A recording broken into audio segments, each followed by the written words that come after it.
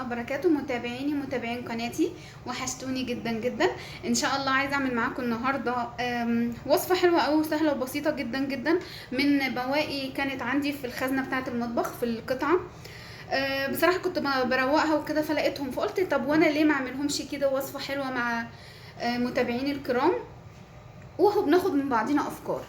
انا كان عندي كم شريحه لازانيا كده باقي عندي، سلقتهم اهو. انا مش بعدتي ان انا بسلق اللازانيا، بس انا النهارده الوصفه دي لازم اسلق فيها اللازانيا. وكان عندي كمان شويه بشاميل في الفريزر. انا اي بشاميل بيتبقى عندي بصراحه مش برميه، بعينه في علبه واحطه في الفريزر، وبعد كده اطلعه اسيحه في الميكرويف. ولو حابه ان انا اخففه بشويه كريمه، شويه حليب، اي حاجه، ميه، بيبقى حلو قوي وبيبقى كانه جديد بالظبط. وكمان كان عندي لحمه مفرومه. تمام. قلت بقى هعمل معاكم ايه؟ كالينوني. حابه ان انا اعمل معاكم النهارده كالينوني باللازانيا. حلوه قوي قوي قوي، وبجد وصفه حلوه ورائعه، وبجد سهله جدا. هحط في القاع هنا بتاع الصينيه شويه بشاميل اهو كده، وكلها حاجات موجوده عندنا في البيت، ما يعني مش هتخسر معانا يعني لو عملناها، وفي نفس الوقت مش هنرميها عشان حرام. هجيب عندي هنا المكرونه اهي، زي ما قلت لكم شرايح اللازانيا انا سلقتها. هبدا بقى اعبيها باللحمه المفرومه كده اهي. تمام، حلوه قوي قوي. وهبدا اعملها رول اهو زي ما انتوا شايفين كده، والم اللحمه من الجناب معايا وانا بعملها علشان ما تطلعش من الجناب اهي كده اهو اهو. حلوه قوي قوي، ان شاء الله هتجربوها وان شاء الله هتعجبكم اهي.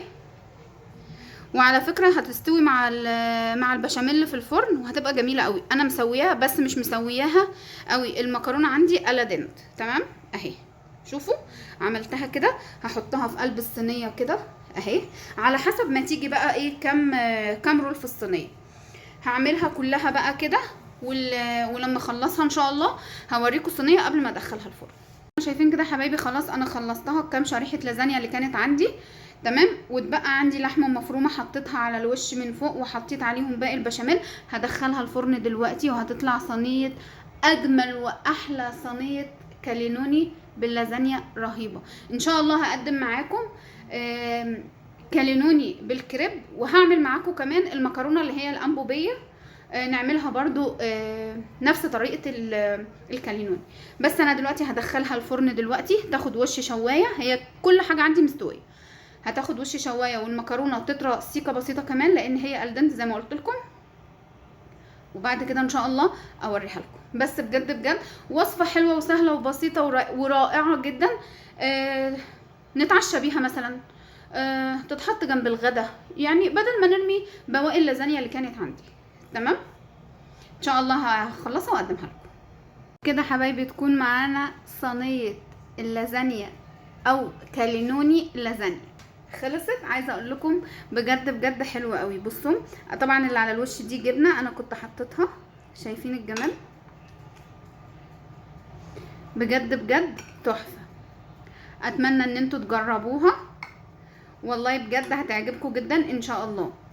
اتمنى ان انتوا تجربوها وتنول على رضاكم واعجابكم. وما تنسوش اللايك والشير والسبسكرايب وكومنتاتكم الجميله اللي دايما بتسعدني. يلا جربوها بقى، ويا ريت تبعتولي وتقولوا لي رايكم فيها ايه. باي.